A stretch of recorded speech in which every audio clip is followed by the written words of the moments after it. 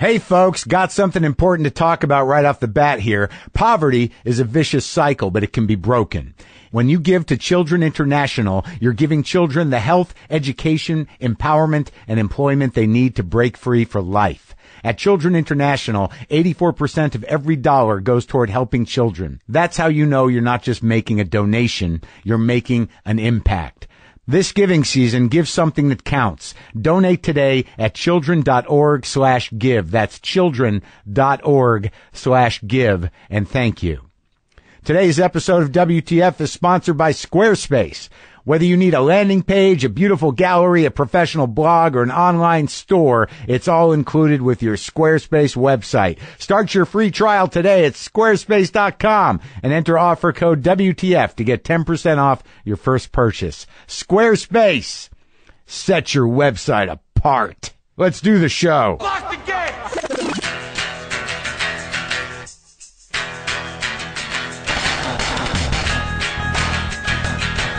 All right, let's do this. How are you, what the fuckers, what the fuck buddies, what the fucking ears, what the fucksters, what the fuckadelics, what's happening? I am Marc Maron. This is my podcast, WTF. How are you? Good morning to you. Good evening. Good afternoon. Hope things are at least livable for you. I hope everything's okay as things can be. I can't help but be like so much more present. Everything's very visceral to me in my life. Everything's very, like, I can smell and taste and feel everything a lot better, especially since I took Twitter off my phone. Number one, reconnected me, but also the complete destabilization of the planet on a governmental level and in other levels. It's weird. Once that really kicks in, everything is very immediate, very present. The panic and the terror and the anger and the not knowing really can make a sandwich taste better, can really make some eggs pop off a plate for you, can really make every little thing in your life seem like at any moment it could all be taken away. That said, the holidays are coming up. The new WTF cap mugs are available from Brian Jones up in Portland. These are the same mugs I give to my guests. They go on sale at 12 noon Eastern, 9 a.m. Pacific today. Go to brianrjones.com to get yours. And we just got in the new Carnegie Hall posters, those hand-printed, beautiful posters from my Carnegie Hall show, which really didn't have a chance to really sell them. Everything moved too quickly, so I got a lot of them. There's a lot of posters over at WTFpod.com. You need to order it by today, though. If you want those posters for Christmas presents, get the order in today, December 12th, to make sure it gets to you or whoever you're sending it to by Christmas. Okay? You got that? Clear? Also, new tour dates. Hopefully these will be on the site by the time you hear this, but they're not new. Some of them are rescheduled. Some of them are new. I am announcing the continuation of the Too Real Tour heading out into the spring. I've got dates coming up in Tallahassee, Florida, Durham, North Carolina, Charlotte, North Carolina, Ridgefield, Connecticut, Portsmouth, New Hampshire, Montreal, Quebec, Toronto, Ontario, New Haven, Connecticut, Troy, New York, Burlington, Vermont, Oakland, California, Seattle, Washington, Vancouver, BC, Austin, Texas, Boulder, Colorado, Denver, Colorado, Portland, Oregon, Milwaukee, Wisconsin, Madison, Wisconsin, Minneapolis, Minnesota, Philadelphia, PA, and Washington, D.C. I didn't even realize I was doing that many dates, but I am. I am doing that many dates, and that might be it. That might be the last run, the final run. What else is happening? Casey Affleck is on the show in a little while. Talk to him about acting, family, that stuff. I'll say more about that in just a minute. Oh, and I talked about, this is a coincidence, but maybe it's not a coincidence. I don't know. Maybe people are listening that I don't realize. Because after I talked about Tom Petty being a great American bonding, for better or for worse, not on Tom's part, of course, but who doesn't like Tom Petty? If you heard that riff I did at the beginning of the show a while back. out of nowhere, Secret Santa sent me both of the box sets, Tom Petty and the Heartbreakers, complete vinyl box sets, 1 and 2, and it's fucking unbelievable. It was like this gift from the I don't know where. I don't want to say from God. The coincidence is not lost on me. Obviously, it was just released, and obviously someone in the industry said Mark needs this because maybe he'll like it and say how much he liked it. It's not a paid promo, but fuck, man, to have those first 5 records on new fresh minted vinyl that still smells like the press, listening to those first 3 albums for me specifically, and Wildflowers in the second box, oh my God. Whew, what a relief. Folks, the closer we get to the holidays, the harder it gets for you to do anything in a reasonable amount of time at the post office. It's just going to get crazier and crazier out there, people. So do what I do. Use Stamps.com instead. With Stamps.com, you can avoid all the hassle of going to the post office during the busy holiday season. Everything you would do at the post office, you can do right from your desk. Buy and print official U.S. postage using your own computer and printer. Print postage for any letter or package the instant you need it. And you can just give it to your mail carrier when you're done. It's easy and convenient. Stamps.com is only $15.99 a month. No long-term multi-year commitments, no contracts for a postage meter, and no markups on postage. How do you think I'm going to get those posters sent to you by Christmas? I'm going to use Stamps.com like I always do. Sign up for Stamps.com and use my promo code WTF for this special offer. Start a 4-week trial and get a $110 bonus offer, including postage and a digital scale. Don't wait. Go to Stamps.com. Before you do anything else, click on the microphone at the top of the homepage and type in WTF. That's Stamps.com. Enter WTF. So, I'm becoming a fairly, on some level, traditional old Jew. I like to admit it, but I think in every young Jew, every infant Jew, there's an old Jew just already built in, waiting to take over the body, waiting to fill it out. But he's in there and conscious and has been talking on and off for years. They come out in moments where you're like, oh, that's what I'm going to be. That guy that just said that, yeah, he's waiting to fill up this body.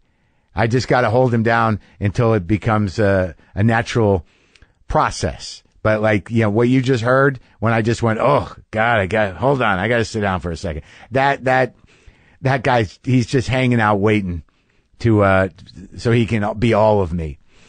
And as we head into a fairly guaranteed dark unknown, I'm becoming a little more suicidal with my food choices. Well, fuck it. I'm just going to eat this shit. What difference does it make? I got it. You know what I mean? Why have I been denying myself everything? What's the point? Got to enjoy it now, where the joy is, has so much more of a profound effect in comforting me. I will go and do, after I did my show last night, I did 3 shows at the Comedy Store. Me and my buddy Jerry Stahl. We have a thing. If we go out and do the comedy, he hangs out with me. We go to Cantor's Deli and we sit and we do it. We get the food. And I know, there's things when you go into a deli, if you come from that, if it's part of your past, if you understand the culture of delis, you want your thing the way you want it, but that is understood. I worked at a deli after college in West Roxbury, Massachusetts, and the type of special ordering people would do was appropriate to the menu, but each person had their way, fatty, lean, heel of the bread, pancake style eggs, onions grilled well, no onions. I want it burnt. I want it browned. Is it fresh? Is it from the middle? Can you toast it twice? The deli was the one place people went to get exactly what they wanted, even if it makes the counter guy, who was me, crazy. I was the counter guy. You learn how to navigate the requests and negotiate the desires of these people. It's almost a Talmudic discussion, getting to the truth of the meal for that person. I know my deli meal truths. Okay? I know them. And now that, since the election, a futility has descended with the darkness that makes eating what you want at the cost of time off the back end a priority and a true pleasure and a true comfort. Everything's very tangible, very visceral to me. Now, here's the thing. I made the mistake of not requesting the waiter I like. I don't usually do that because I trust most of the crusty servers at Cantor's. And my guy, he's not a crusty guy, but he knows me. Now, and this is, in another way, is a rite of passage for an aging Jew, realizing you need to ask for your guy at the restaurant. All right. I noted that, and I will go out of my way to do that now because I'm evolving into this. So I got a new guy. I ordered a cup of chicken soup with just broth and chicken meat. And I ordered a Leo, a lox, eggs, and onions with well-grilled onions. I ordered a plate of pickles. I ordered rye toast. I ordered cream cheese and a Diet Dr. Brown's black cherry soda. That is what I wanted. That was my deli truth, and I wanted it delivered. All right? Because that's what I wanted. Now, when he showed up with my lox, eggs, and onions, I had spinach scrambled into it and no toast. I lost my shit a bit, but I didn't say anything. All right. I know that I had that look where I said, what is that? Is that spinach? I don't want spinach. And he knew that I was, there's that moment where they're like, will you just eat it? And I'm like, he knew I'm not going to eat it. So he took it back. And when he came back out with it about 10 minutes later, it was correct, but still no toast. So now he started to lose my shit a little more. I went over to my regular guy so I could ask him to step in, but he was busy. But he did say something to the guy. I looked around, I was pissed off, and by the time I got everything I ordered, there were at least 3 people involved in the process of getting me what I needed. And even my friend Jerry, he took on my panic, and I think he would have stormed the kitchen if I hadn't told him not to. All said and done, it was a great lox, eggs, and onions. And the truth will set you free. It's just the age-old struggle for the truth that can be a little daunting, and I'm becoming that guy. Almost making a scene at the restaurant. All right. Yes, I made a scene at the restaurant. Okay, what can I tell you? We're sponsored today by Blue Apron. For less than $10 per meal, Blue Apron delivers seasonal recipes along with pre-portioned ingredients to make delicious home-cooked meals. Blue Apron knows that when you cook with incredible ingredients, you make incredible meals. So they set the highest quality standards for their community of artisanal suppliers. And because Blue Apron ships the exact amount of each ingredient required for a recipe, they are reducing food waste. This month, you can make meals like roasted pork and braised cabbage with barley and glazed apples, or Thai green coconut curry with sweet potato and jasmine rice, or brown butter and chestnut gnocchi with Brussels sprouts and pea shoot salad. Check out this week's menu and get your first 3 meals free with free shipping by going to blueapron.com/Maron, M-A-R-O-N. You will love how good it feels and tastes to create incredible home-cooked meals with Blue Apron. So don't wait. That's blueapron.com/Maron. Blue Apron, a better way to cook. Yeah. Trying to, mixing it up on the tags there. So, folks, I'm about to share with you my interview with Casey Affleck. His new movie, Manchester by the Sea, is now playing in limited release. It's a fucking great movie, and he's great in it. It's expanding to more than 900 cities this Friday, December 16th. Now, I know there's been renewed attention on Casey Affleck being accused of sexual harassment in the past, which resulted in a lawsuit that was settled by both parties. And there are questions about why more outlets aren't asking Casey about these accusations, particularly in the current cultural climate. Well, I can't speak for anyone but our show, but me, but I can tell you why it doesn't come up in my conversation with Casey, because it's a violation of the terms of the settlement for Casey to talk about it. I was not told I couldn't ask about it. There were no questions that were said to be off limits for this conversation, but Casey is not going to address the details of the case because of the terms of the settlement. There's not much I can ask if the settlement means Casey can't talk about it. So, and there have been other guests on this show who are unable to discuss incidents due to lawsuit settlements. I mean, it's happened before. And they tell us that, and there's not much point in me pressing them to talk about something they say they're legally prevented from getting into the details. All right? So That's what's happening. Now, if you want to view this conversation through the prism of that lawsuit settlement, you can. The facts of the case are available. I just feel like it's fair to let you know that before you hear this conversation. But now, this is me and Casey Affleck.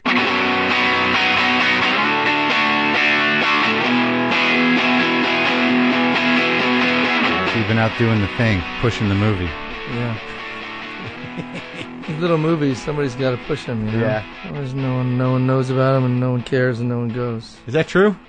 Pretty much these days. It's hard to get, now you know, people have said it before, it's the big movies, they have a big advertising budget, and they just gobble up all the screens, and, plus there's great TV being made, and so people stay home and watch TV.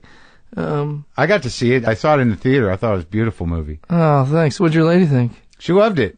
I mean, it's like one of those movies where it's very cleverly scripted. The guy's sort of a genius because you don't really know, nothing is over-explained, and there's none of that. The actors aren't, like, talking to explain the story, so things fall into place where you're like, oh, that's who that guy is, after 3 minutes of not knowing who the fuck it is. But it's beautiful. Isn't that better, man? You don't want to just sit there and have shit crammed down your throat. The worst. That's the worst. It's much better because you're able to have some sort of emotional flow. Like, the emotions hit you differently. Like, it's almost like once you have that moment where you put it together for yourself and you're like, holy shit. Like, and I thought you did a great job. Thanks, man. But you're hearing that a lot. Can't never hear that enough, though. I got a lot to make up for, Many years where I never heard it at all, so it's. I think I'm still in the red. That's not true. No, well, not. I mean, really. even like fuck, man. Even in like the Ocean's movie, you're pretty funny. I mean, you're able to do comedy. That's great. Yeah, coming from you, that says a lot. Thanks, man. I appreciate it. I don't know. Those weren't my favorite movies, and I didn't actually like doing them that much. But really. Well, I mean, thank God I got to do them. They paid the bills for a long time. Right. I'm not complaining about it, but if just talking about like they look fun. Yeah, they were sort of fun. They looked more fun than they were. It's still a job. You still show up. You're still doing it. Especially me. If it's Ocean's 11, I was like number 11. You know what I'm saying? I was like, maybe 10. Yeah. And so it's really the most fun for the guys who are calling the shots, doing the thing, changing the scenes, making stuff up as they go. I was kind of, stacking poker chips in the background. And you had a little comedy thing going with James Caan's kid. What's his name? Scott Caan. He's really funny. You guys were funny together. It was like a little team. Like I like how in those movies there were little units of people that did their own shticks. Yeah. And you guys had sort of the comedy team dynamic. Yeah. Yeah. And I wanted to do Ocean's 14. It's just me and him. With no story, just you reacting to something we don't know about. Yeah, it's just me and him doing all the shit we would have done in the other movies, which is like totally irrelevant to the plot and there's no pointless action. Are you friends with him off screen? Yeah, he's a nice guy. Yeah, yeah, he's on this Hawaii 5-0, so he works off in Hawaii, tough life all the time. Yeah, and, I'd like to talk to his dad. His dad's still around, right? Yeah, he's around. Yeah. He's a character. I've only met him a few times, but I'm sure he's got a lot of stories. Yeah, he's got to be a character. He was running around in the heyday. Yeah, old actor guys. But this thing, like, I lived in Boston, the Boston area for where? I lived a lot of places in and around Boston. I lived in Somerville. I lived in Brookline. I lived in Alston. Mm-hmm. I mean, I was there from 81. I lived in Milton because I went to Curry College for a year, and then I went to BU, and then I went back and started comedy there. So I was there on and off from 81 to 89. Somerville before it became groovy. Yeah, it's kind of like a little hard. Yeah, it was. Yeah. But this thing, I got very nostalgic, man. Cause I knew those people. I used to do gigs for those people. I worked in Falmouth. I worked in Yarmouth. You're from Falmouth, right? I was born in Falmouth. You didn't grow up there at all? I grew up in Cambridge. Cambridge was right in between Somerville, Alston, everywhere you were, Brookline. Yeah, but I remember paying my dues, playing places like the characters in that movie would have come to a club that I went to, like a one night gig. Right. If you're lucky, buddy. Yeah, right. But I know the type of person, it's very specific. Yeah, for sure. In the way that I don't know, maybe I'm making this up, but I feel like things used to be more provincial. Everywhere was had more culture, its own culture or place. Now, in the last, since I've been around and the explosion of chain stores, everything's a chain. Everyone watches the same TV shows. Everyone shops at the same fucking Gap. Yeah. Everyone drinks coffee from the same place. Everything's homogenized to the point of, the success of these big businesses, but it makes everything bland and everyone's the same. Accents are kind of going away. Are they? Yeah, I think they are. I mean, I go back home. Did you have one? When I was a kid, I don't know why, I always had this weird voice, and people would ask me where I was from. I was like, I'm from here, motherfucker. What do you mean? Motherfucker. I live on the corner. But your brother doesn't have it either, does he? He doesn't have it. I mean, our parents weren't from Boston, so they didn't have accents. Oh. So that's mostly where you get it. Where are they from? I have no idea. Really? No, I don't. My dad was Detroit and Florida. Yeah? He moved all around when he was a kid, and my mom was from New York. Oh, yeah? Yeah. Where are they now? My dad's in upstate New York, and my mother's mostly in my guest room. Oh, really? Yeah. Sometimes I get her to go back to Cambridge. What part of Cambridge were you guys from? Central Square. Oh, really? Yeah. Now all of Cambridge has been...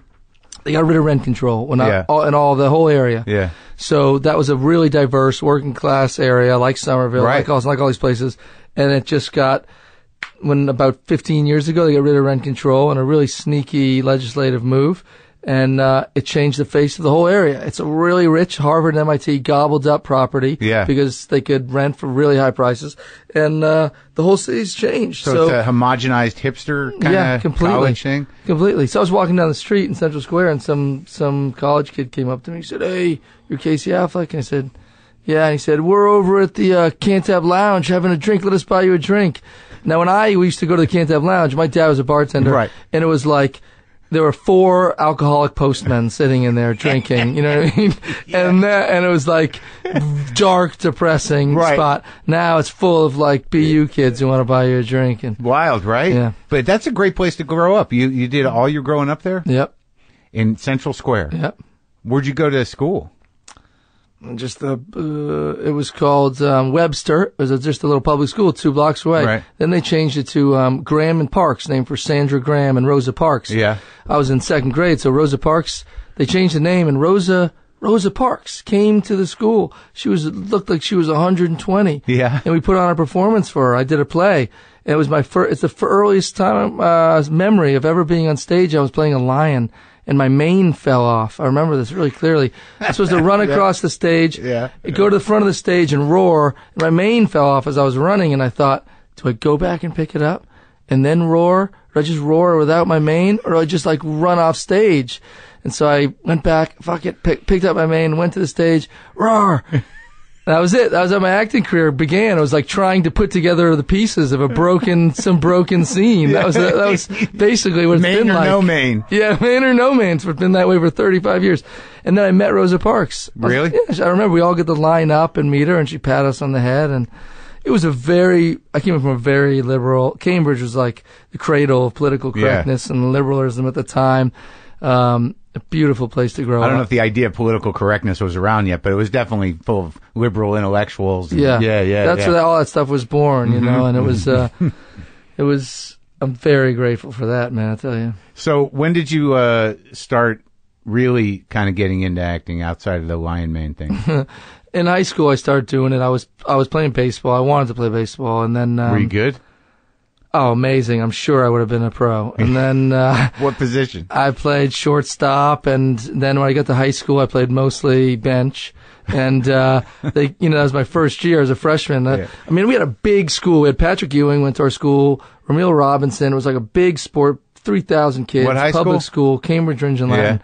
And so... Competitive. It was competitive, you know what I mean? And I was a freshman. I didn't get a lot of play. And then... that summer, I was going to play baseball again. Someone came to me and said, "Hey, we need a boy to be do the musical that summer." And so I thought, well, I could ride the pine on another season of baseball, or I could go hang out with in the theater department with a bunch of girls. So I did that. And then, that was what amazing. What was the musical? It was called Dear World, the Mad Woman of Chaillot. And I was turned out I was tone deaf. They didn't kick me out though. They let me stay in because they didn't have any other guys. You're tone deaf still? Still, yeah. Really? I can't sing. In fact, I auditioned for a part a couple of years ago. I was dying to do it, and a guy had to sing really, really well. And the director said, "We have to have someone who can really sing and play the guitar." I said, "Yeah, I can do it." Yeah. I knew I was fucked. I knew when I was saying the words, I knew I couldn't do it. I said, "Yes, I can." Are you kidding me? I've been playing the guitar for years. I can sing. You've never played guitar? Never. And I thought, like, how it can't be that hard. I'm going to learn a couple songs. So I went, spent a couple weeks killing myself to sing and play the guitar. Learned how to do it. You learned how to sing? I was like, learned how to sing, learned how to play guitar. I was like, I found a new talent. Yeah. Now I'm going to do this movie, and then I'm going to book some shows. Who's going to be in my band? Like, that was the idea. It was now I was thinking big. Where, how am I going to do an album? Should I just put it straight online? And then I sent the tape into the directors, and it was like crickets. They didn't even respond. What movie was it? I can't say that, man. No fucking, I can't. Really? It's got to be a long time ago. What the hell? No way. It was recently. Oh, it was recently? Yeah. You know, because is it out yet? Someone else ended up doing it, and he was amazing. Oh yeah. Is the movie out? Llewyn Davis. Oh, okay. Yeah. For the lead? Yep. Oh, okay. He was great. Like, he was fantastic. He was a great, beautiful voice. Sings like shit. Could play the part amazingly. That movie, though, the end of that movie is one of the best endings ever. Yeah. That movie, man, I could watch it over and over. I have to watch it more. I don't know what happened to my copy of it, because it's one of those movies with their movies. Like, sometimes it takes 2 or 3 times for me. For it to really register the groove. Yeah. You wanted to work with them, though, huh? Well, they're my favorite. Coen Brothers are the best. And you're right. You watch it. Like, first time I saw Lebowski, I thought, that's all right. You know what I mean? That was an all right movie. You a Lebowski guy? Yeah. Now? I've watched it 25 times since then. I can't. That's the one that, like, I know people are like, that's the one, and I, like, watch it over and over again. I get it, and it's fun, and it's funny, but I'm not as into it as I am, like, Barton Fink. Yeah, Miller's Crossing. Miller's Crossing. Yeah. That's crazy. That's a great movie. Beautiful. Serious Man. I love that movie. Yeah. And the last one I thought was fucking great. Hail Caesar. I loved it. Yeah. Did you see it? I haven't seen it. You haven't seen it yet? It's the only one I haven't seen. Those dudes are masters. They can't be stopped. Have you met them? I met him for that thing. I sat in a room with him and looked him in the eye and told him I could sing and play the guitar. Probably the last time I'll get to ever talk to those two guys. Oh, no. They'll have you back around. They like that Clooney. Yeah, they do. He's a funny guy. Did you do scenes with him? In Oceans, he would have some scenes in the foreground and I would be blurry 1,000 feet away, if we call that being in a scene with someone. But he seems like he's one of those guys like, there are movie stars and there are actors, right? Mm-hmm. Do you think that? Like, he just seems like one of those guys he's always going to be some variation of himself, but like he can do comedy and he's just very grounded or something. I don't know what it is. Some dudes just can do that thing. They're good looking and then they're just, they take the role, the mantle as movie star and they carry it somehow. Yeah. He does it well. Yeah. He's a good movie star and I think he can, good actor and a good director and, you know what I mean? He's like a smart guy and he's an artistic dude and he, do you want to be a movie star? I don't want to be in that sense. And I don't think I could be ever. You know, it's not that, I don't have that thing. Yeah. But I don't want that thing. We can carry a movie. Yeah. If that's what being a movie star is, I can carry a movie. And now I played a lot of smaller parts. And I know the whole thing, there are no small parts for small actors, but I think there's, and I believe in that. It's really hard to do a small part. In some ways, to make it stick, to do it well, to find your rhythm, to play. Especially in movies, there's not a lot of time. It's show up, do your job, you go home. You know, and you got to walk on set prepared to really do it. And so the lead of the movie is often given more latitude and have more time to warm up into things and get it right. And you know, they might have 1 or 2 bad scenes, but they sort of drown out by all the other good stuff that they do. If you only have 3 scenes in a movie, you know, you want to deliver. Yeah, you got to convey a lot in those scenes in some way. You know, I know there's a school of thought of you just be the person in that, and that's all you have to worry about. But anyway, it's more interesting to me right now to get to play a whole arc of a character, in a movie. Did you have a nice amount of time for Manchester? Yes. You did. Yeah, I was in almost every scene, and so you really get to be a lot of different colors. You can be, you can be a little bit of purple here, and then even though you're mostly brown, you can sprinkle in a little stuff here. You get to play with nuance in a way that is exciting. Yeah. Yeah. Like in thinking about it, because like that role had what it didn't have. Oh, well, that's not true. Like, because in the flashback scenes or the like before the thing, you were kind of a happy guy having some beers. Yeah. Like just, enjoying life. I based that on you. Thank you very much. Yeah.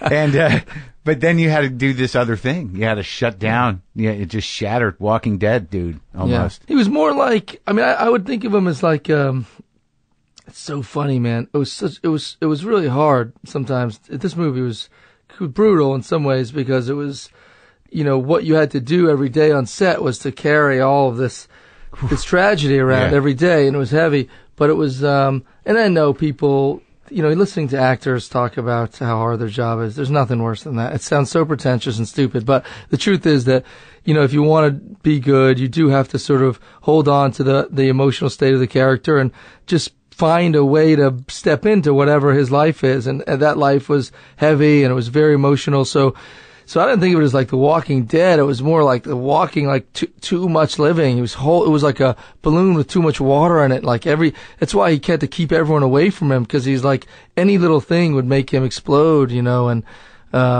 he wasn't going to forgive himself. He's suffered this tragedy. That's what I meant. I didn't mean The Walking Dead, but like a broken heart that'll never heal. Yeah, that's it. Yeah. Just a heart that keeps bleeding. Yeah. And like, now when you do something like that to shift from it, I like talking to actors, and I think the job of acting is difficult because what people don't realize is that you're going to do coverage. You're going to be there all fucking day to do 5 minutes. Yeah. And, you've got to show up. It's draining. Yeah. And like, if people condescend that, like actors, talking about acting like it's a big deal, it sort of is a big deal because this is what we chose to do. It's not any sort of guaranteed living, and you keep pushing and you keep pushing. And then when you get successful, you work, but it's work. Yeah. You're up, where'd that shoot? In Manchester? Yeah. New Hampshire? Yeah. Which is pretty. Yeah. It's beautiful. But you're in the trailer. You're in the trailer being sad for what? How many months? Yeah, 2 months and no trailer. No trailer. You're sitting on a chair and you're being sad on a chair. It's true, man. That's true. But I also love it. I mean, I've done enough other jobs to appreciate, like, okay, I'm getting to do what I like to do, and I could be stuck on a daytime TV show that I hate, and I probably would just stop and do something else if that was the case, you know? Yeah. So I'm like, there are a lot of people who are good and would love to be doing this, and for the time being, I get to do it. So I thank my lucky stars, and then I very quietly grumble and complain to people. when I people in feel the like business, about directors or another actor, or like how long something takes or whatever. Yeah, like work. Everyone complains about work. Yeah, but like so you do a musical in high school. So what sells you on the idea that this is something to pursue? Was your brother acting yet? Only in high school. We were in high school together. How old is it? What's the difference? 3 years. It's like me and my brother. Yeah, we were really close. Still really are close. We kind of, some guys, like my kids, they're about 3.5 years apart, and they have different friends and stuff. Mm-hmm. Ben and I had the same friends, and always were kind of hanging out. And always the same. Yeah. Oh, that's sweet. Because me and my brother, we didn't. He took a whole different course. Really? Yeah, we're close now, but it wasn't like that growing up. What did he do? What do you mean? Well, he wanted to be a tennis star. So he put his whole life into being a jock, and he went to a tennis school for a while, and then we went to different junior highs and high schools. Yeah, it just didn't. He was here last night for a minute. Yeah. Have you had him on the show? No, did I? I think we tried to record it once, but it's a little painful sometimes. Really? Well, I mean, that wouldn't stop me, but he's got his life, and it's a different life than mine. But like when you're brothers, and like the dynamic between us, he's very intense, my brother, and he's always trying to fix himself. Like he goes, he's always sort of like, I'm working on my problems. So the conversation, I can relate to that. Yeah. Oh yeah. So the conversation just drops right into that, like just immediately. And I can do that, but like when it's with your brother, eventually, like last night, I'm just sort of like, all right, okay, let's just eat. And You know, it's intense. Yeah, it's intense and it's such a bore, man. I gotta remind myself, like, enough. Oh, yeah? Stop thinking about your own little problems, man. There's a world out there. What's pressing? What's the big fix for you? For me? Yeah, what do you like? Oh, where do I begin? I don't know. You can make them up. I think if you're a problem solver, yeah. you tend to make problems. Uh-huh. That's the trick. You just stop. You know what I mean? Like I think In of your myself. head. Yeah, you gotta just turn it off. Be like, you know, I try not to let the terrorists win. You know what I mean? Yeah, in your brain? Yeah. Yeah. So are your folks alive? Yeah. You should have like a big family show. I used to have my dad on, but I wouldn't tell him. When I used to do a radio show, I'd call him up and ask him what movies he'd seen, because then he'd just start talking about the movies, and it was like it was a film review segment. It was hilarious. And he didn't know you were recording? No, not for years. He didn't know. It's funny how you can torture your parents and it just feels so good. Yeah, my mom's all right. They came to it. You know, they're all right. My dad's a little sad, but my mom's all right. Where do they live? She's in Florida and he's in New Mexico, where I grew up. Oh, nice. So you might want to. Which one of those places do you think of as home? New Mexico. In Mexico. You want to go back there? I kind of don't you ever? Well, I mean, you're younger than me. Don't you have those fantasies where it's like I'm out? Oh my God! Every day, sitting out in my car in front of your spot here, going like, "What am I doing here? I'm out. I'm out. I can't live. I hate this place. I do too. I hate LA. It eats at you somehow. You know, everything's an ordeal to go anywhere. Yeah. You know what I mean? And like, especially like whatever you're going through now for this big push, it's just that part of the job. But just going like, if I got to go to the West Side, I'm like, oh fuck. I know. I don't want. How long is that going to take me? You know, I'm gonna have to pack a bag. I know, it's the worst. It's spread out. You spend all your time. Listen, there's a million things to complain about LA. Yeah. You know, and I've said them all, I think, by now. But I can't actually I never get to the heart of it. I never get to the heart of what it is that is so bad about LA. But you came out here when? You said like 20 years ago the first time? I was 18. I got out of high school. Me and my friend got in a car. So you did how many musicals or? I did one musical. They let me stay in the show, but they were not going to give me another one. But I mean, how much acting did you do before you came out here? Nothing. I did high school theater. That's it. Well, my boring story. My mom's best friend was a local casting director in Cambridge, Massachusetts. So she would bring us in for little auditions or weather commercials. Who, you and your brother? Yeah, all of our friends. Like the casting director had kids too that were our age. So we'd all go in just to be for local kids TV? In the background. Yeah. Like if a movie came to town, right. You know, and I didn't even think of I was being an actor. I didn't even know what that was, but it was a day off from school and back then it was like they gave us $50 and you just eat donuts and shit all day. And then I did Are you hanging around with Matt Damon too at this point? He was older. No, I didn't. I mean, he was like on my school bus when I was a kid. You know what I mean? But your brother was friends with him? No, he wasn't friends with him. We didn't know him until high school. Yeah, really. yeah. He was older than both of us. Matt's 59 now, so he's wow, he's not. Looks great. Yeah, he looks 59. He's got 12 children. He's 4 or 5 years older than I am. I didn't really know him, but I had met him, and then anyway. So I didn't do any of that. When I got out of high school, I thought, I'll be an actor. It's fun. I like doing theater. I like doing plays. I liked it all. I guess I'll go out to, Hollywood, California, or that's where all the action is. And so drove out there, stopped at my buddy's parents' place in Bastrop, Texas, stayed there for a while, and then continued on to the guy you driving with? Yeah. His parents lived in Texas? Yeah. And what happened to the guy you came out with? He came out. We lived together for a while in Eagle Rock, and then how'd you end up in fucking Eagle Rock? Why the hell? Because Ben was going to Occidental College. Oh, it's right here. It was right there. Yeah. And so we all got a place together, and with another friend of ours, and that was it. And then I got like 3 auditions that year.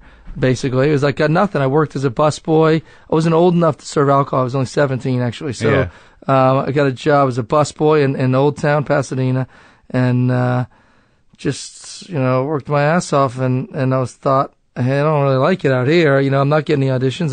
Did you have an agent or anything? I found an agent kind of midway through the year, and then right as I was packed up and leaving, I was going to college, and I got an audition for a movie called To Die For, which was Gus Van Sant movie. Yeah. So I went and did that job, which was amazing. I had the best time. Met a bunch of people. Shot? Toronto. Mm-hmm. Became really good friends with all the people there. It was the best possible first. You were experience. one of the townie guys. It was like it's basically kind of Pamela Smart, right? She hires a teacher who hires kids to kill her husband. No, I Matt remember Dillon. the movie. Nicole Kidman. Yeah. And it's Joaquin, and you were one of his friends? Yeah, it was me and Joaquin, and then Matt Dillon was the husband, and he was really good in that. Everybody was good in that. Yeah. People are always good in Gus's movies. It's like, it's a sign of a Why good is director. that? Because he knows how to take, well, he's good at casting, and then he knows how to take what people are giving him and use it in the right way. You know, like, I sort of have this theory that you could take a performance and it could be good. Any performance could be cut to be terrible. It should be great, you know, and anyone off the street can kind of give a great performance or a bad, terrible performance. And like, so you got that right as you were packing up. Yeah. Where were you going to go to school? What was the big plan? I was going to Columbia. Then I had a girlfriend who was in Washington, D.C. In New York. Then I went first to Washington, D.C. And I went there for a few months. And then after the movie? After the movie. And I had a girlfriend, and then we broke up, and I didn't want to be there anymore. And I went to New York City, went to Columbia. For how long? 2.5 years total, on and off. I'd go for a semester, I'd go to work. It's a good school. That was great. You must have been smart. Not as smart as the other kids, I tell you. Every time I thought I really liked some subject, I'd get in that class. Yeah. They'd just blow me away. Bury you. Yeah. Like, this is not for me. Yeah. That fucker up there knows everything. Yeah. By the end of the semester, I'm sitting in the back corner, hiding my face. What were you studying? Well, you got to do this. Like, Columbia's got this great program where they have their best professors teach all the incoming freshmen, sophomores. They have a core curriculum where everyone's got to take the same classes, more or less. You don't get to pick a lot of classes. Yeah. But, which I like. You know, it's the classics and stuff. But then you get to pick one class a semester or something that you really want. And I took astronomy and physics because I thought I liked it in high school. I really loved it, and I thought I was good at it. But let me tell you something. When you get in the physics course at an Ivy League school, boy, I can't. You're in trouble if you're not like really killing it. I don't have a math brain. Yeah, it seems complicated. All right, so you split and you come back here. Boom! I was out. No, I moved to Somerville. Moved to Inman Square. This is after you fucking do Davis Square, the movie. Yep, your first movie. Yep, and you're just sort of like, what? You waited around, or you just left? I didn't really know if I wanted to keep doing it. I didn't really. You did nothing before that? Nope. I mean, as a kid, I did those little tiny things. I did that movie To Die For, and then I was going to school, not going to school. I was kind of kicking around. I moved to Inman Square, to Davis Square in Somerville, right by that's Tufts. Where I live. I was waiting tables in Harvard Square. Oh yeah, where? Giannino's. Huh. David Mamet used to come in there. With his glasses? He shouted at me one time. Yeah? Not getting the food out.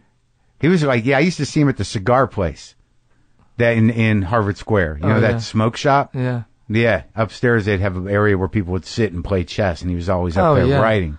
I've sat there and played chess there. Yeah. Yep. So, all right. So then what happens, man? Well, life goes on. You're working at a restaurant? Working at a restaurant. Where's your brother? He's still out here? My life story is boring, man. No, it's Holy not. my God. It goes from busboy to waiter to getting yelled at by Mamet to school and out of school. Who cares? I care. All right.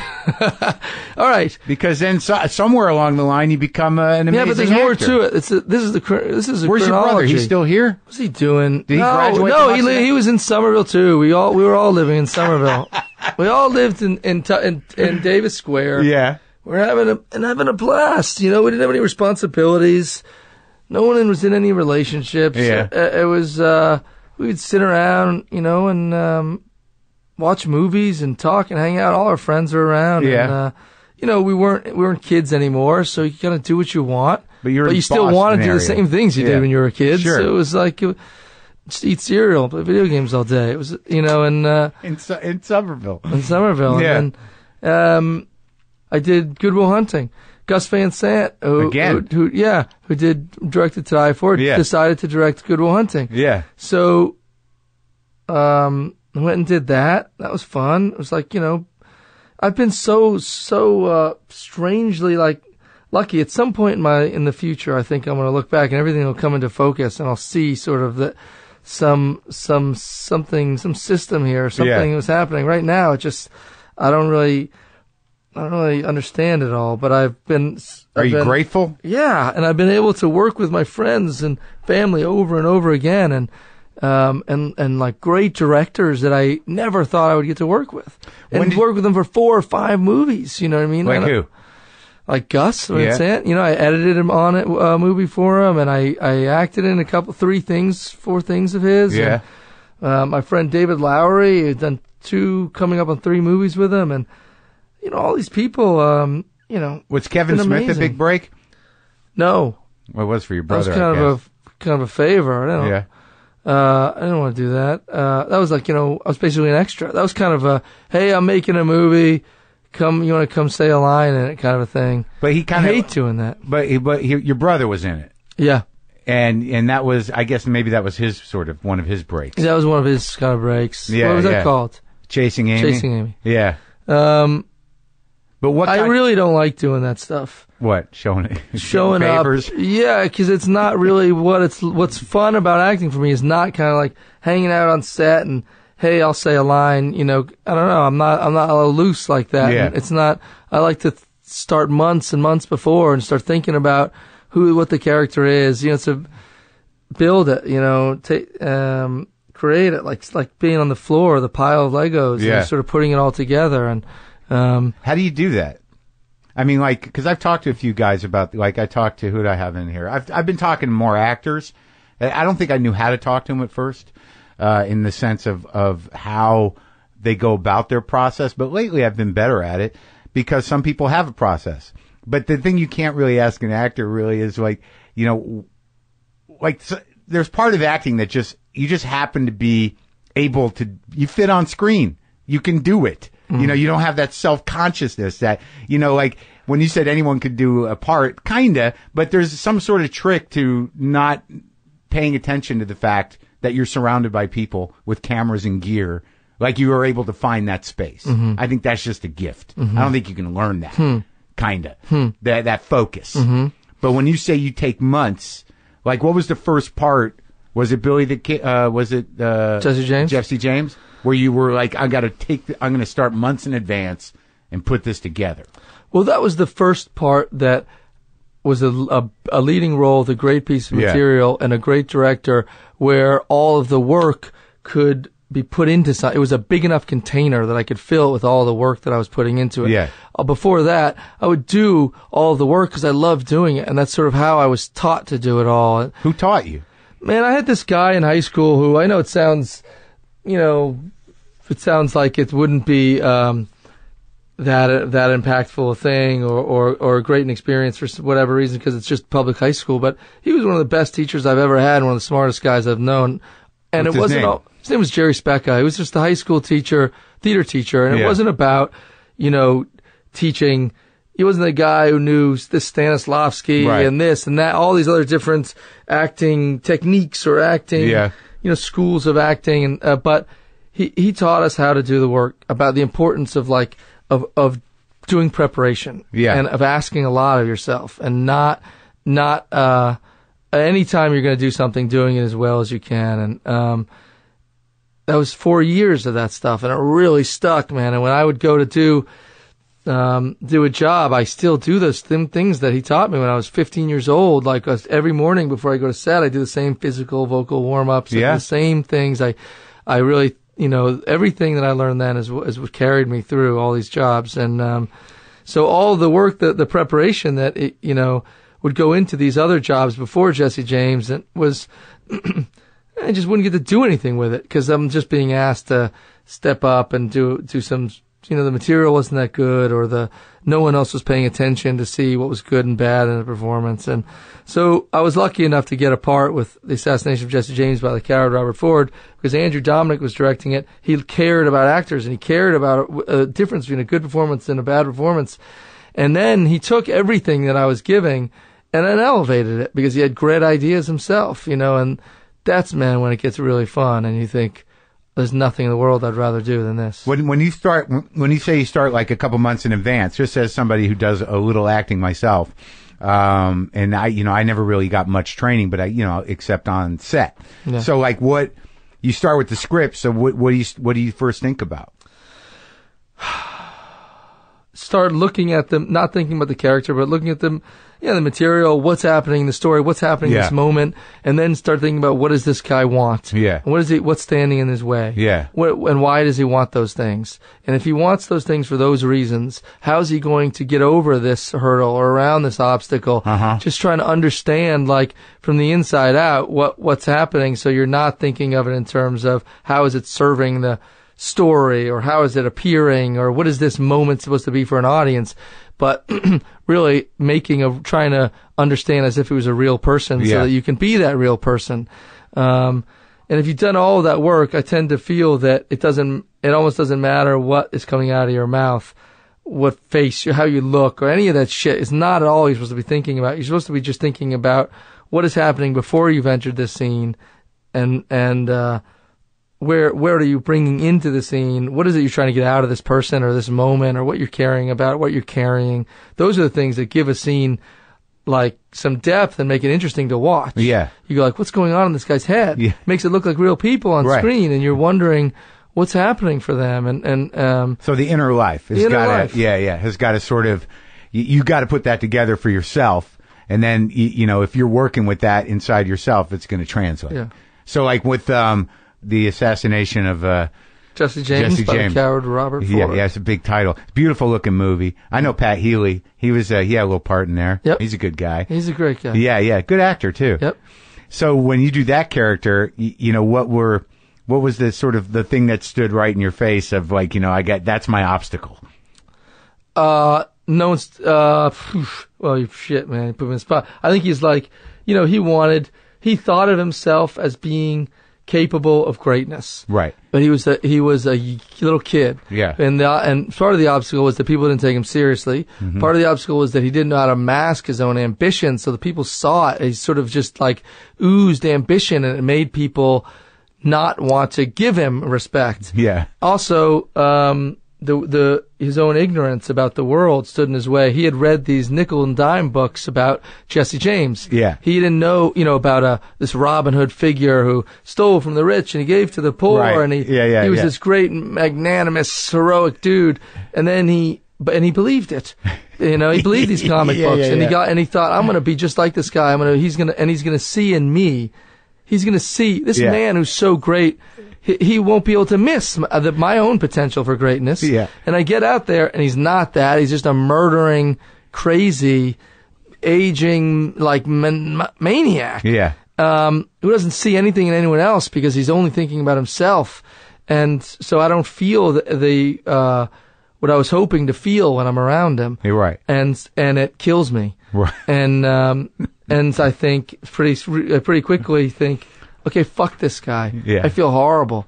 When I'm around him, and now I'm in this position where I have to, I'm gonna kill him. Like this, it becomes the avenue to respect and greatness that I see is killing to kill him or catch him. Can't catch him. Yeah. But everyone else is afraid of him. And it was pretty amazing what he did. He was a 19-year-old kid, and he shot Jesse James. The whole country was terrified of this guy. Yeah. Rightly or wrongly. Maybe it was just like people in the Northeast afraid of, the James gang coming into their town. It was a myth, but it was, people were afraid of him. There were a lot of lawmen out there looking to capture this guy or kill him, and they couldn't. Yeah. And this kid did it.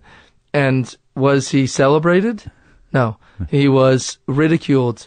He was like, the myth of Jesse James was so big that even though the man himself was a monster, and though the myth even was sort of a criminal, people still were not going to celebrate this guy who killed him because they wanted to believe in this sort of comic book version of the story. And so I was the villain. Robert Ford became the villain in this comic book. Yeah. And they just made him out to be a guy who killed the heroic Robin Hood figure, and no one really cared about the truth. They wanted the nickel dime book story. Yeah. And you like that character? That's a great complicated guy to play. For sure. The ups and downs there are pretty extreme. Yeah. And working with Brad was good. Amazing. Because I think you guys are kind of. I think when he sets his mind to it, he really can act. He can. Oh, you know yeah. what's great about Brad is that he has taken his, you were talking about movie stars versus actors. Right. And I don't know where the lines actually is. Maybe it's too simplistic a distinction. Sure. But there's no doubt that Brad Pitt was the biggest movie star in the world and a great movie star. Yeah. You know what I mean? Right, yeah. I don't even know exactly what it means, but I would find myself looking at that man, gazing at he's got a great face. Yeah. You know what I mean? He has something watchable about him, and he's also very committed to being good. So he would take a movie like this 3 hours, 15-minute, weird, meandering, awesome, complicated, non-Western Western. Yeah. And take no money for it and go get it made. He would use his movie star wattage to get something made. Yeah. And he helps little movies. He does it over and over again. Moneyball. He helps great directors get their movies made. Takes risks. I love him for that. And he's good to act with?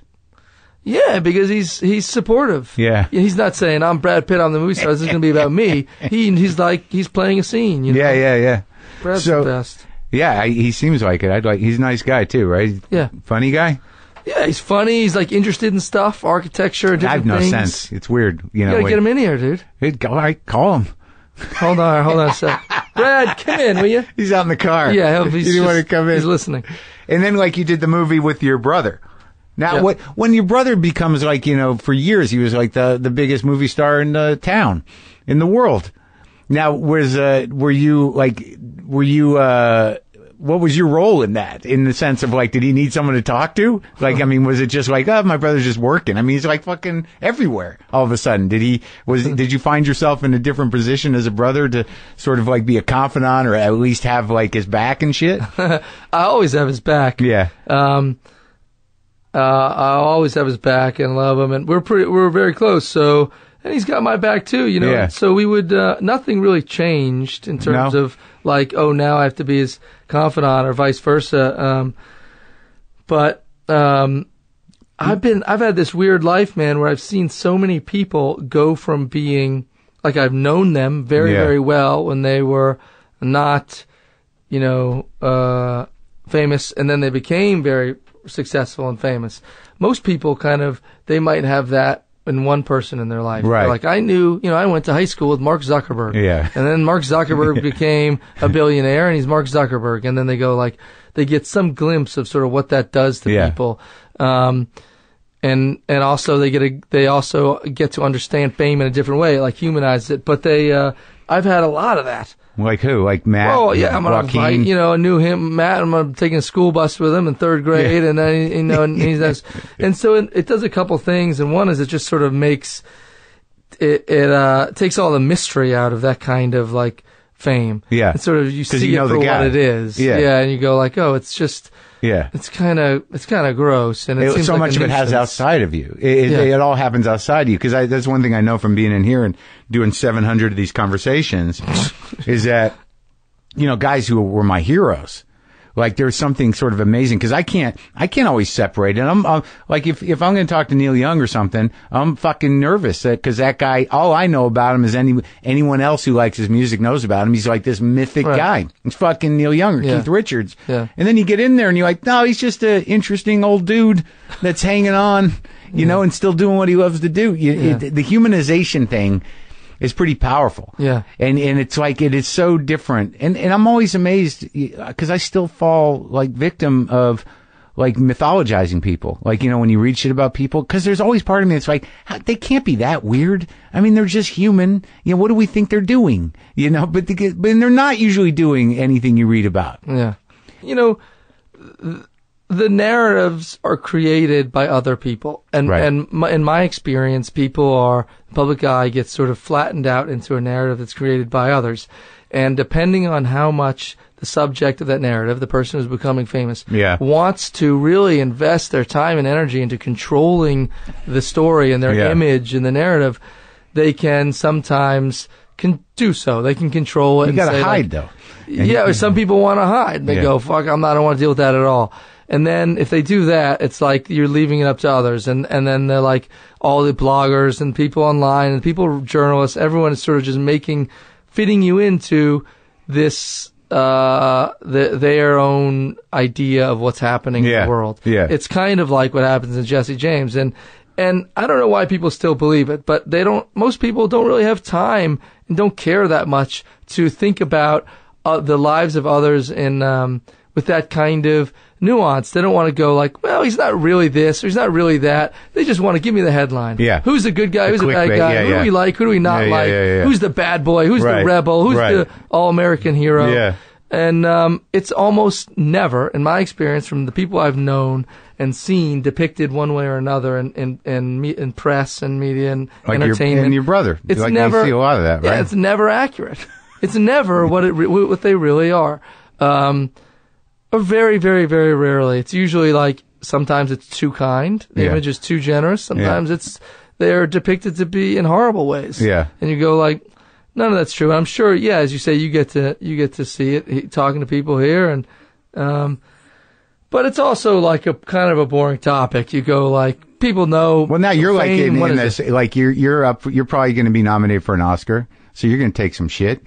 Yeah, I'll take a ton of shit. That's the thing. Either people say really nice things about you and it's embarrassing, or they say really mean shit about you and it hurts. Yeah. And I'm telling you, both are not that pleasant. Yeah. It's nicer to have them say nice things about you. I'd rather be embarrassed than hurt.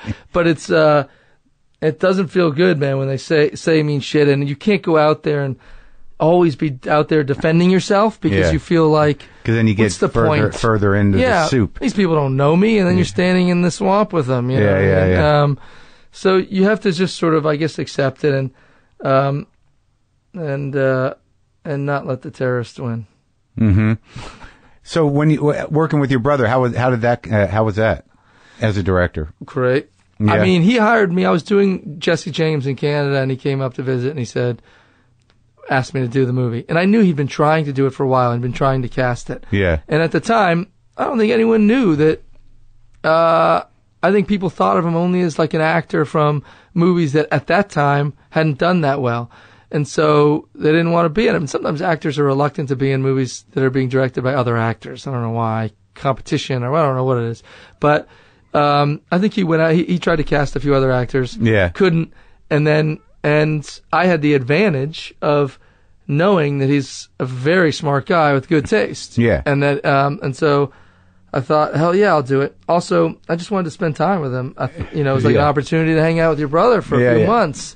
That movie was Gone Baby Gone. Did all right, right? It did great. Yeah. I mean, it didn't do great. I don't know. I don't know. I can't remember how much. I just heard I heard the Boston.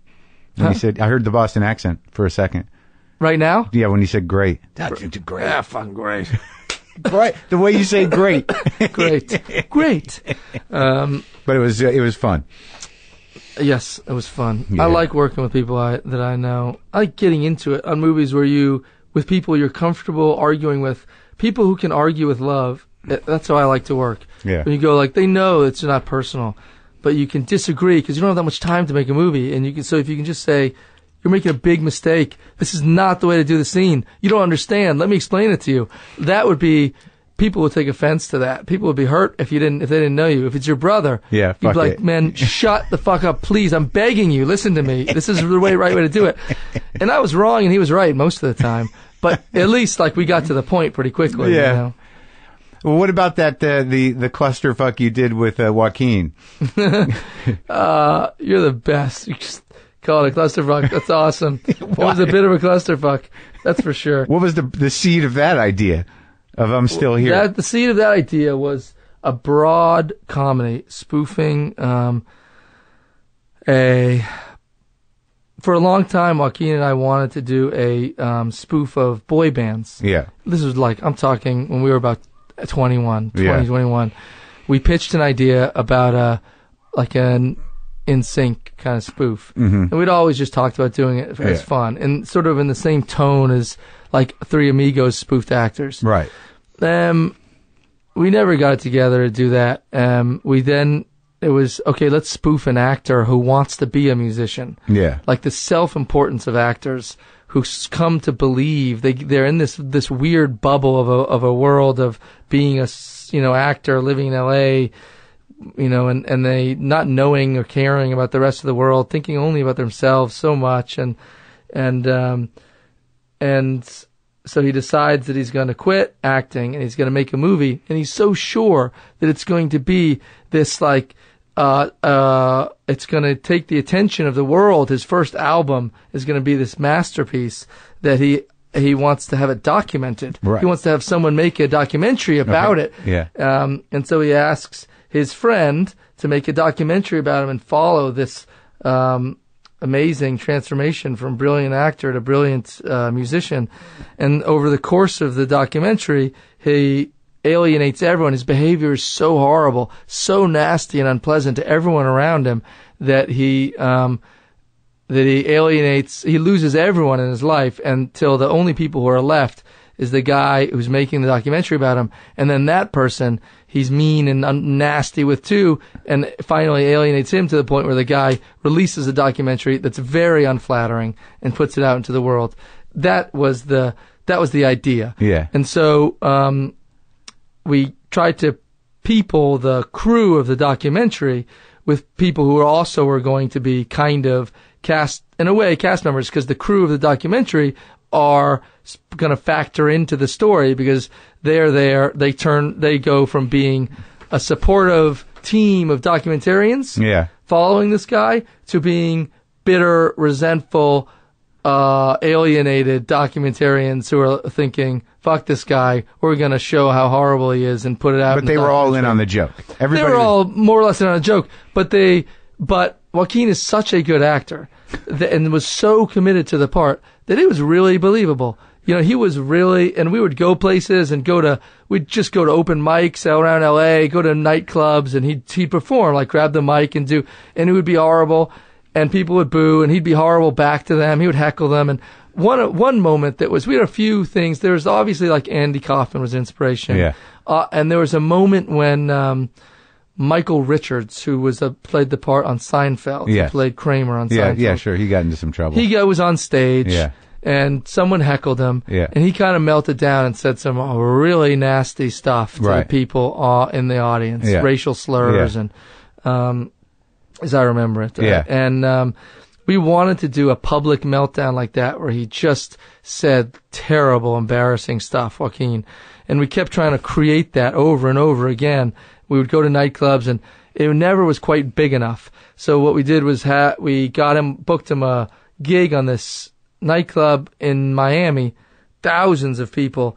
And and I had a friend of mine who's since passed away, but was a really brilliant actor, Eddie Rouse, and he, really nice guy, and he was there, and he was the only guy I knew who could really go into a situation with real people, and pull off a scene, and no one would know, oh, these guys are acting, something's off. He could do it and be believable, and he went in, he was in the crowd in the nightclub, and he started heckling Joaquin from the crowd, and Joaquin jumps off the stage, and they get into a fight. And that was going to be our kind of Michael Richards moment. And after that would be the climax of the movie, and then he would sort of disappear. And so that happened, and Eddie did it. Eddie was amazing, and Joaquin was amazing. And and he's pulled out of the crowd, and he goes backstage and goes to the bathroom, and he's vomiting, and he's all upset and traumatized. And it's just the ultimate low point in the movie. And he's like, and then he disappears. And so, in the story, he disappears, and he goes down to what's supposed to be Costa Rica. It was mostly my backyard here in LA. And we shot, my dad played Joaquin's character was supposed to go see his father, and I had my dad play the part. And that was the story. And it became only, as you say, a clusterfuck because people got caught up in feeling it was real, being pissed off about it, getting hurt by everything that was happening in it, and having their feelings hurt, and it was just and the media hated the idea that they thought we were trying to sort of pull the wool over their eyes, and we really weren't. It was more like, how can we possibly afford to make a movie, with nightclubs filled with thousands of extras? It would cost a fortune. We couldn't, so we had to just book shows. We had to just play it like it was real, and that was how we did it. And it was largely an experiment that, sometimes was successful and sometimes it wasn't. And so when it was done, I showed it to David Fincher, who was a neighbor and a friend of mine, and he said, meet me for lunch. I want to talk to you about it. So I went to meet him for lunch. Yeah. And he said, I've got an idea. He's such a genius. He said, I have an idea. I think you should put this movie in a vault. And I thought a vault was like I didn't know what he meant exactly. I thought maybe it was like a way of some technical thing you do to a movie as a way of like transferring it to film or making it look better or a way. I said, okay, a vault. Let's do it. How do you do it? What's a vault? He said, no, I mean, just put it in a box and lock it up and don't show it to anyone for 10 years and then show it. And I said, okay, how are we going to get our money back? We spent our money making this movie. And he said, oh, well, no, I guess you'll have to try to sell it. I wish I'd put it in a vault, man. Man, we didn't make our money back anyway. But, so that was the end of that movie, and people have asked about it, and they still do. Some people think it's real, and it wasn't. And I guess it was, all in all, maybe a positive for the experience, but it took a lot of lumps. It took a lot of lumps because of it. Yeah. But and you guys are still pals, right? Yes. Yeah. Very close. Yeah. Yeah. How come you've never done a movie with him, like, straight up? We were supposed to. We had, there's this Robert Olmsted. I don't know if you like to read. He wrote, great writer. He's a teacher in Ohio and professor. And he wrote a trilogy of books, called Far Bright Star, Coal Black Horse. He's written a bunch of books, actually. Yeah. And we were going to do one called Far Bright Star. It's set, just after the Mexican Revolution on the border of Mexico and the United States around in 1916. And, so a very, like, traditional, script, very conventionally made movie, in some ways. Very different than what we did. But we, didn't come together quick enough. We had to do it in New Mexico. Yeah. In the summer. So we're planning on doing it this coming summer. This is my son calling. May I answer this? Yeah. I want to see what's up, man. Doesn't often. Hey. Hey, baby. Your shoes? They might be in my car. I don't know. You don't have any shoes? You know what? There's some of Mom's shoes in my closet, I think, that'll probably fit you. They're just Converse. Or just wear some of mine, man. They'll be a little bit big. You have to have a pair of shoes in the house, man. All right, I love you, buddy. Listen, just keep looking. I'm in the middle of an interview. I'll be done fairly soon, and I'll call you back. I'll let you know if it's all right. It's all right, but it's all right. I love you, bud. How old is he?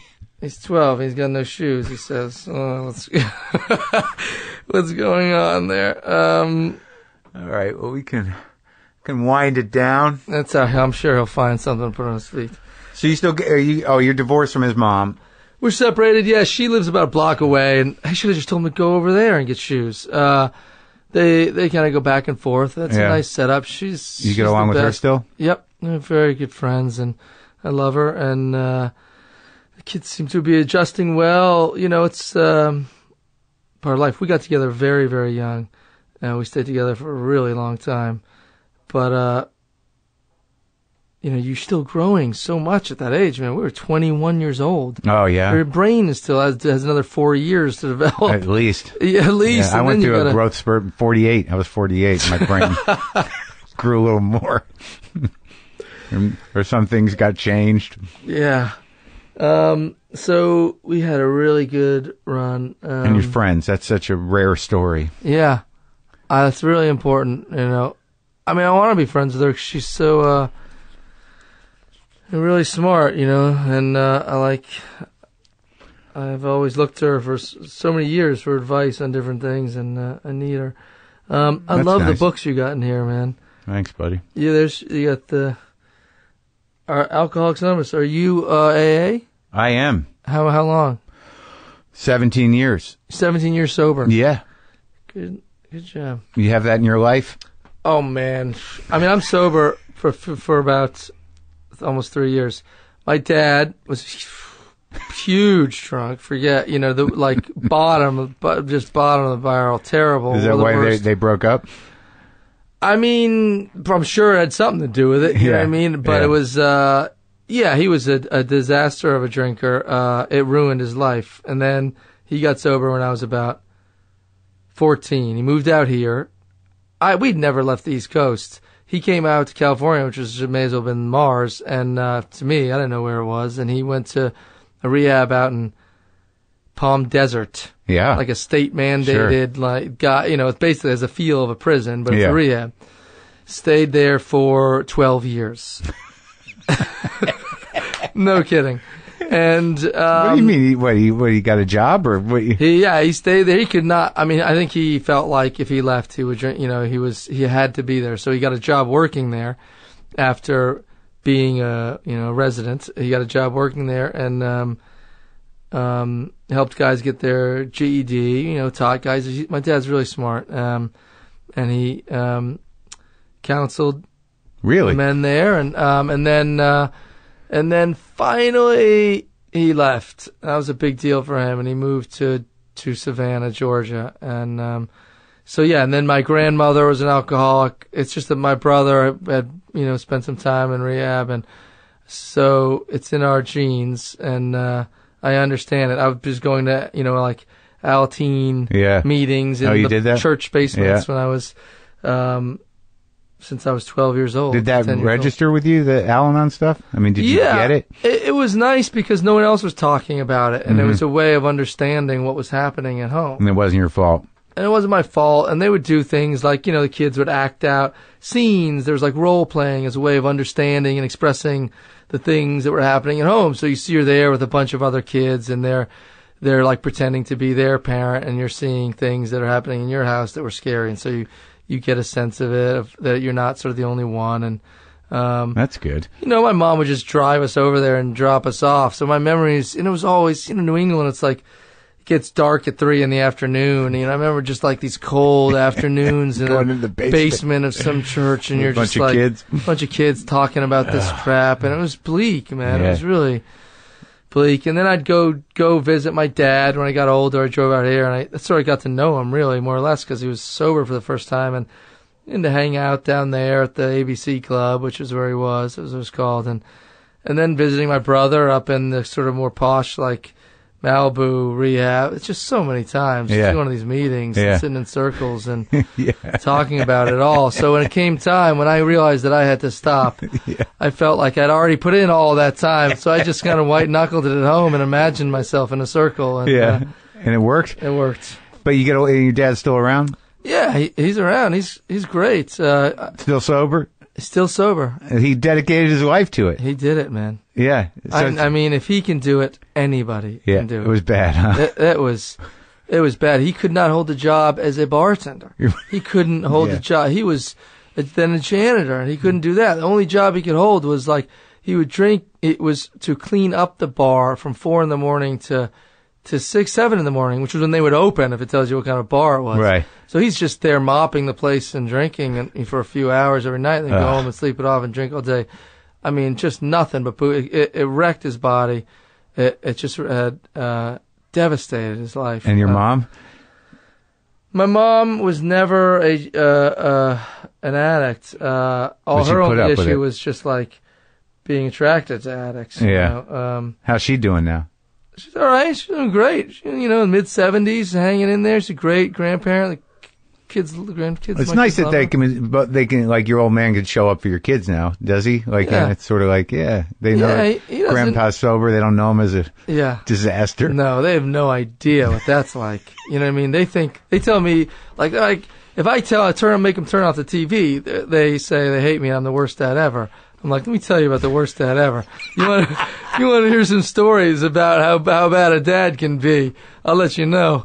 Well, for the meantime, turn the TV off and go clean your room. How'd you guys both turn out? So you seem both like, you seem pretty well. Like, I guess, was he out of the house when you were pretty young by the time you got to a certain...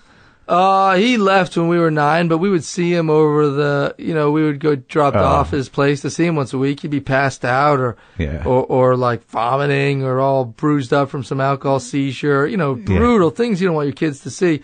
And you have to spend the weekend with him? Like, put himself back together? Just for a night. Yeah. Just go over there, have dinner, order pizza. He sleeps through it. You have dinner and watch the little black and white TV. I mean, the things... So pretty rough. But then adversity. Yeah. A little adversity, I guess, if you make it through, Yeah. it's okay. It makes you stronger and resilient in some way. And kids are tough. I would never want to put my kids through things I had to go through, but if I had to, they'd probably be okay, Well, there's there's a sort of undercurrent of that in Manchester by the Sea, of that sort of like disastrous, like your brother's relationship. Yeah. Yeah, I knew what that was all about. Yeah. Kyle Chandler plays that part in the Manchester. He was really good. I remember I read Friday Night Lights, which was a great book, and then I saw his TV show. Mm-hmm. I thought he was really good, and then he in this movie, and he's such a sweet guy and just very solid in the way that character is, like a solid, decent guy. Yeah, and his one flaw is this love for this woman. Yeah. Who taking care of people. That's it. Yeah. Right. The like classic codependent sort of. Yeah, that whole thing was that was just mind blowing. He was really an amazing presence in that movie. Yeah.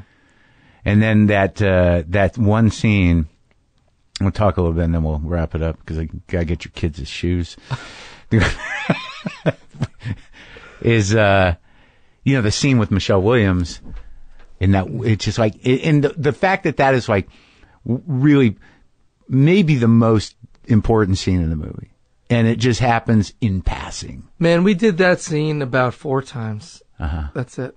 I mean, when you're making a little movie like this, you got no time to spare. It was just like, crank, do it, get down to it. That's why preparation is so important. But yeah, man, sometimes talking about this movie, I get choked up. It's a really emotional story. It's so beautifully written, and the way that all the characters are treated, it really is so much like empathy and love for people and their struggles and their sorrows and the mistakes that they make. Like loving people who have made mistakes and not persecuting them and watching them move through life afterward, like after they've dealt with tragedy and trying to carry on and seeing them carry on in different ways. It's one of the few movies where I've thought like, man, I'm really proud I leave this behind, because I feel like people who watch it will think, in some sense, I know it sounds like it's coming out of our AA conversation, but they could feel like, I can do it, I can carry on, Right. Terrible shit happens to people. Yeah. And people make terrible mistakes. Yeah. They get by, and it's okay, and you move on, and life goes on. And sometimes you change. And you change. And even if you don't change, like the interesting thing about this movie, about Manchester by the Sea, is that like there is resolution, but it's not what you think. Like your character makes decisions. I don't want to spoil anything for anybody. That you feel okay about them as someone who's watching it, and you understand it, but it's not really what you expect. Yeah, and the thing is that like I'm trying to hold everyone out. Don't come near me. My character is kind of like, please, no one look at me. No one treat me like I'm living.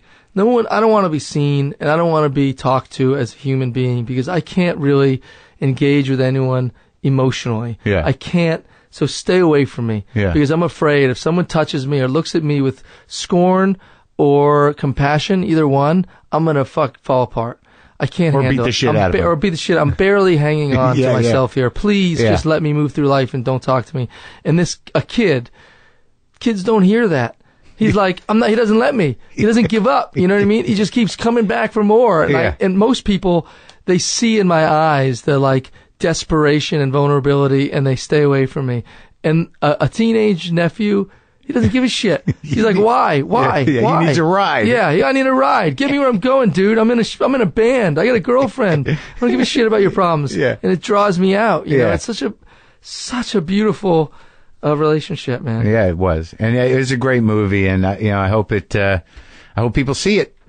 Yeah, me too. All right, man. It's good talking to you. Thank you, man. Thanks for having me, dude. Yeah.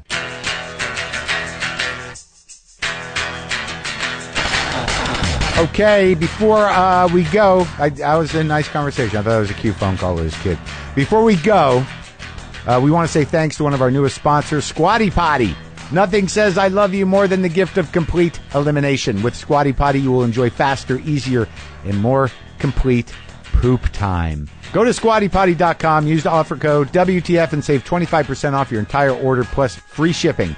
This is the best deal out there. Go to squattypotty.com and use code WTF, save 25% and get free shipping.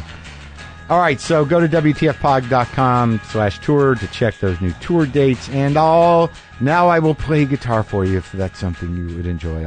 I'm going to do something on it now.